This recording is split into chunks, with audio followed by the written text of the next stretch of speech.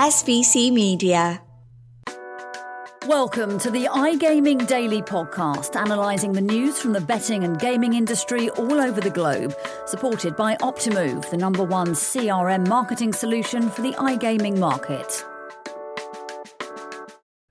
Empty promises and empty pockets, a tale that has struck Brazil in shock.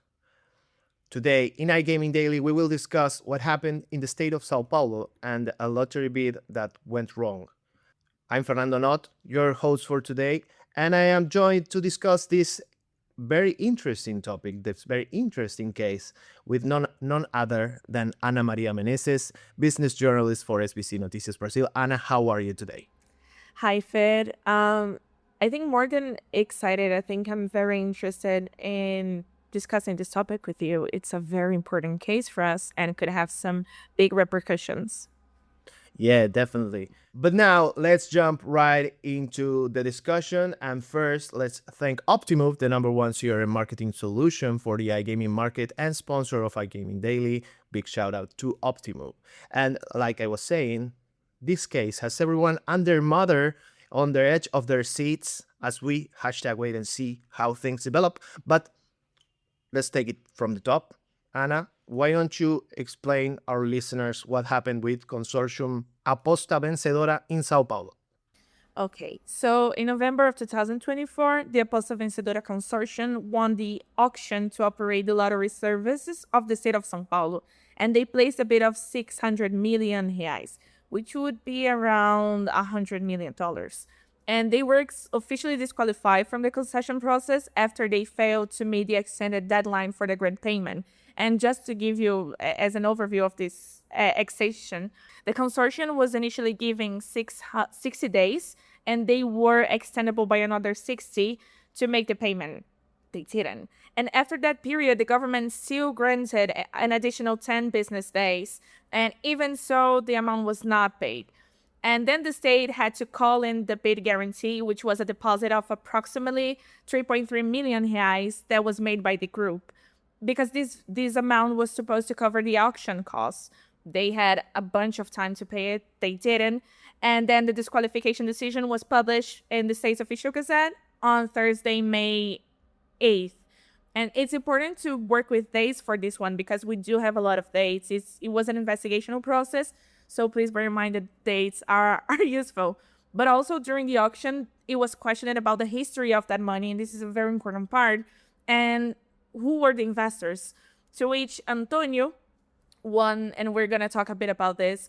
Antonio said that they would keep their names in secret. Antonio, one of the partners of the consortium, they would keep their names of the investors in secret, but he would check if they were inclined to say who they were. And all those news were released to the public. And after that, SBC Noticias Brazil got an exclusive interview with someone from the company who stated that, and quotes here, they were playing Shark Tank and they never had the money, that they had made the offer and joined the bidding process, thinking that they would find investors without even doing market research, unquote. So this is a very serious statement, but made by someone in a high rank at the company to whom we talked to. And one of the biggest points here is that employees allegedly would be working under the assumption that the fee was going to get paid. So until the moment of this podcast, it didn't happen. They were disqualified. So yeah, that's the big overall fit. Okay, so we'll go over the whole case, but yes, keep in mind that if you are subscribed to SBC Noticias Brazil's newsletter, you will have read about this already. So make sure you subscribe to the SBC Noticias Brazil newsletter.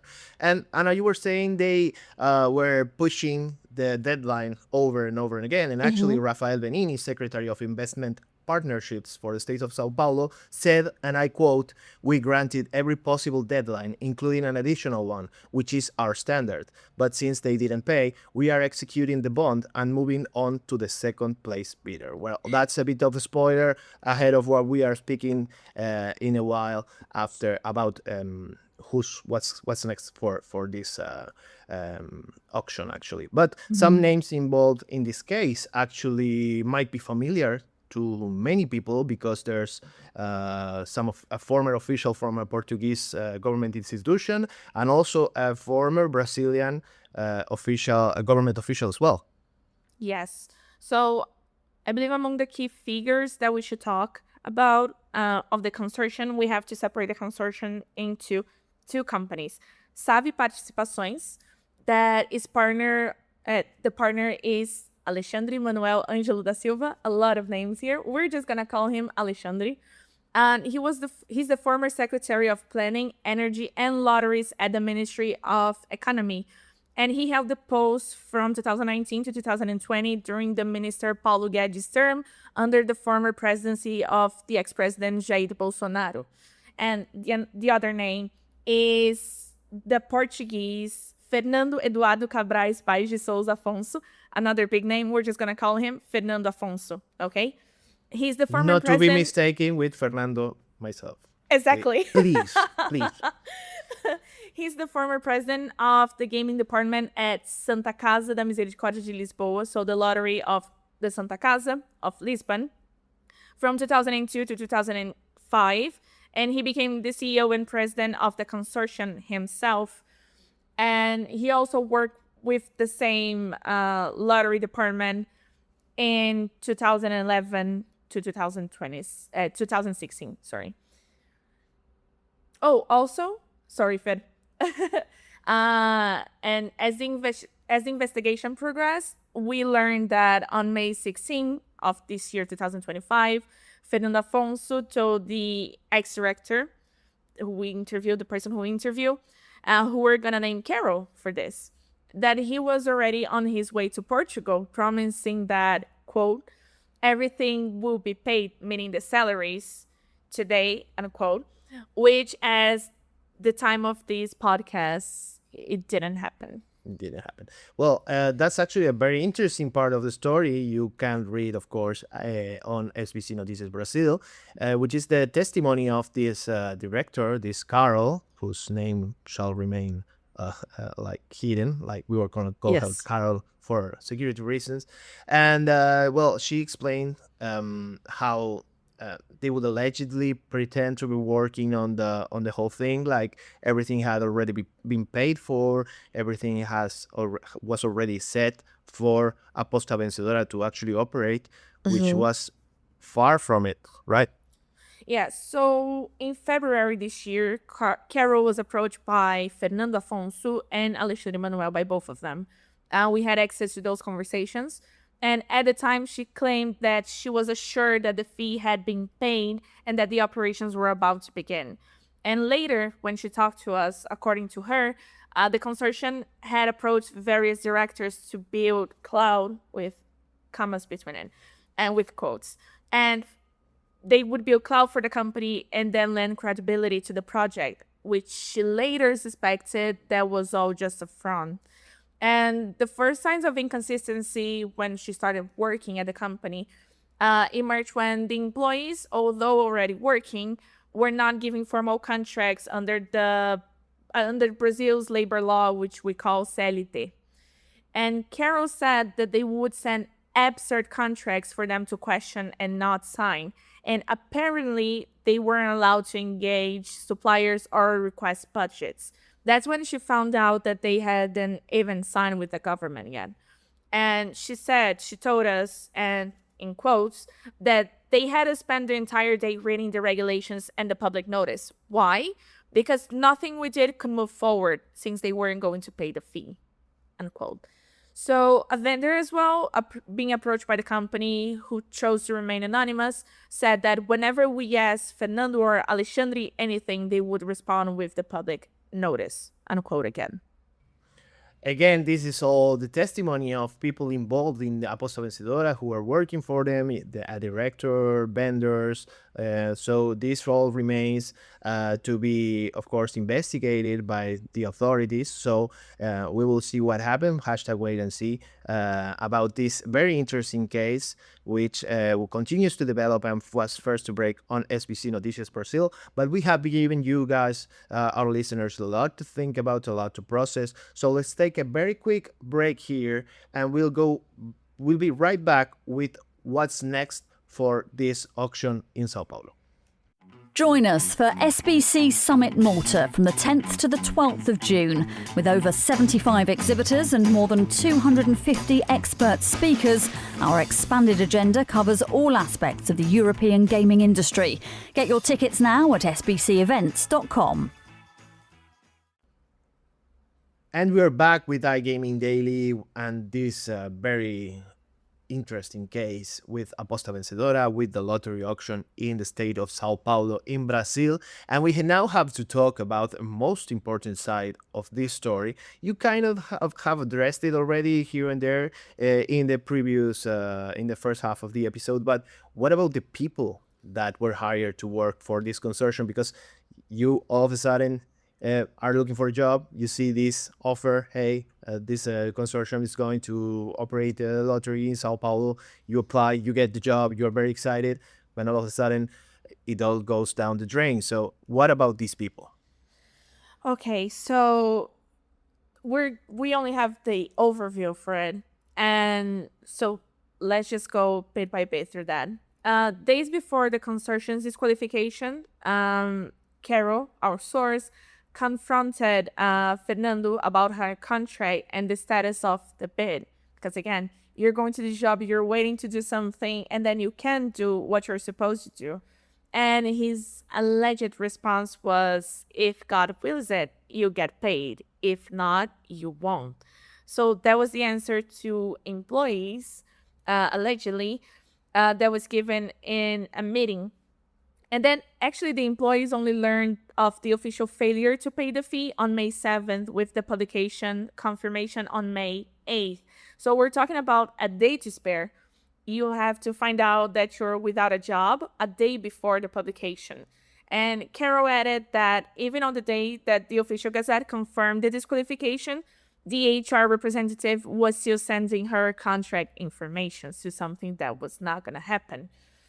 And after the collapse, actually, questions about the payment intensified, and internally, blame began to sort of circulate. The CEO reportedly pointed fingers at the compliance director and the accounting office run by Antonio Cesar Felix de Souza. Not the same Antonio that we talked before. The compliance director, however, denied responsibility, and he claimed that he was pressuring the partners to pay the staff, but he did not respond to requests for comment at all. Actually, not Fernando, Alexandre, or this compliance director answered to any of our requests to talk to them. And again, this was, I don't want to put you in a tight spot with this, but how long was this going for approximately? Like, how long were people working for? It's like 2 months or something, right? Yeah, depends on the jobs that they had at the company. Just an example, Carol was approached in February, as an example. She got her invitation letter on March 5, and this was all read and just like analyzed by our SBC Noticias Brasil team. She had the invitation letter on March 5 to start working on April 1st. So we have here a big timeline, a big time of negotiations, of salaries, of all of that. With other employees, however, we do not have the information precisely about the timeline when they were hired. We do have of Carol. So we see that it's a long time. And she was hired as a director, so directly engaged with management and hiring people and all of that. And she never had the opportunity, according to her, to do any of that because every contact would be cut from the beginning. And she also reported actually that meetings with companies and suppliers were cut off, and that a weekly schedule presented by a consultant was, in her words, quote unquote here, fake. And she also claimed that the HR manager, and whose name was withheld for this, not on the podcast, but also for the article, lacked experience in the field, and she once confessed that, allegedly, she was being instructed to find loopholes in the regulations, and that this would be the way they would operate. This all according to Carol when she talked to us, which is, again, a very serious statement about how the company would be working.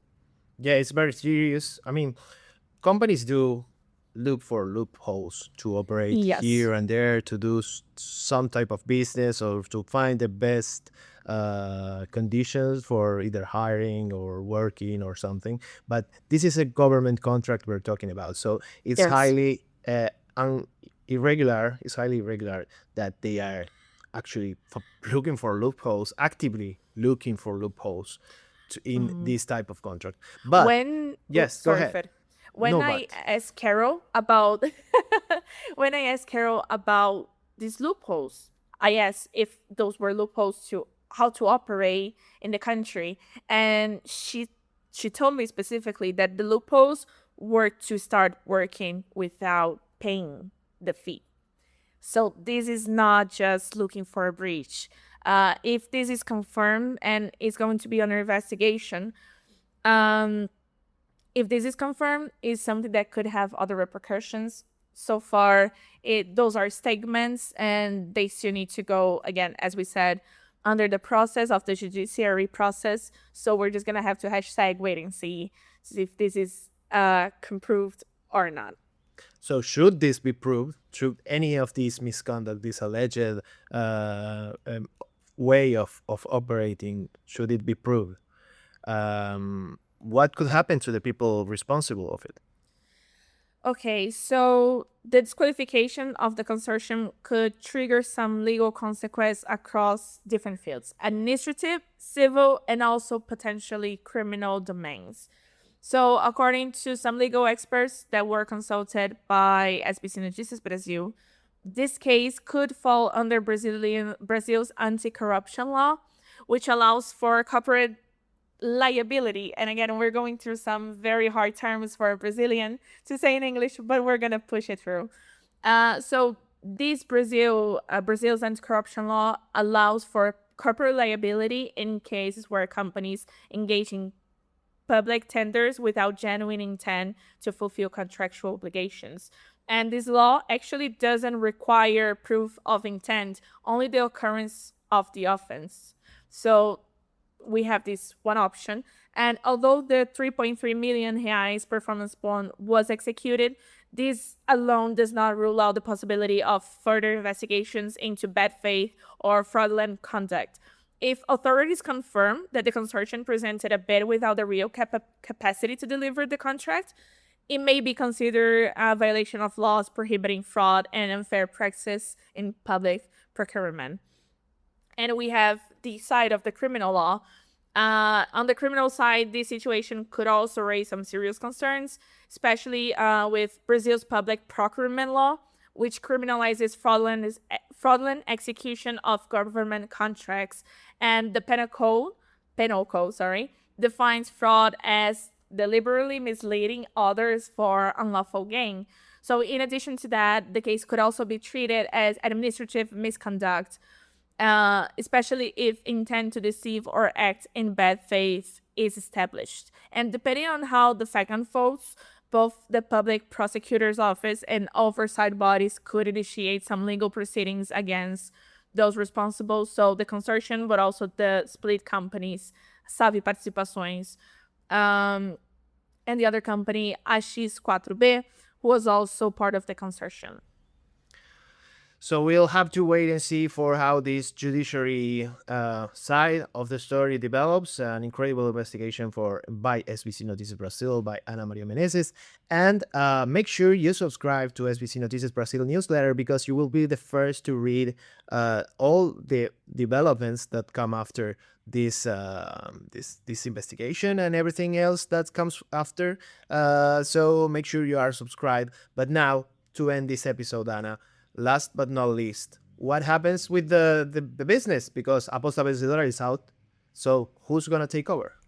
Okay, so the SP Loterias Consortium was the second place in the bidding process, and led by the multinational IDT Global Services, has been officially invited to take over the contract. And IDT already runs the Minas Gerais State Lottery, and they had submitted a bid of 526.5 million reais for the state lotteries of São Paulo. And the state is anticipating raising 3.4 billion reais over the duration of the contract, and it would be used for the healthcare sector as well, part of that money. And the concessionaire will have autonomy to decide on the products and sales channels using both prognostic and instant lottery games. Well, so that's a familiar name for the gaming industry, and especially the lottery business that will step in São Paulo in case IGT, of course, decides to actually take over. But yes, we'll be following real close how this whole investigation develops, how this story develops. And actually, next Monday, there's going to be news, right, Anna? Yes. So next Monday, we're publishing the second part of the story. And we're also bringing a compliance expert to tell us a bit more about how the consortium was able to place a bid of 600 million reais without proving that they actually had the money in the first place, allegedly. We're gonna talk to her about it, and we're also gonna look into a bit more of what Carol told us, so about details of where they were working, if it's all according to law, about capital, and I mean capital as in money the companies had and all of that. So make sure to check. It's going to be a nice second part for this investigation. So this is going to be next Monday. So you have time. You have plenty of time to subscribe to SBC Noticias Brasil's newsletter. So great job, Ana Maria Menezes and the SBC Noticias Brasil team for covering this story. But that is all for this episode. Thank you very much, Anna. Thank you very much, James Ross, for producing this episode. And a big shout out to Anaya McDonald, who's recovering at home. To our listeners out there, we'll see you in the next one. Goodbye. Thank you for listening to today's iGaming Daily podcast, supported by Optimove, the #1 CRM marketing solution for the iGaming market. If you want to find out more about some of the subjects raised today, feel free to explore any of the sites in the SBC News network or check out the latest edition of the SBC Leaders magazine. Happy reading.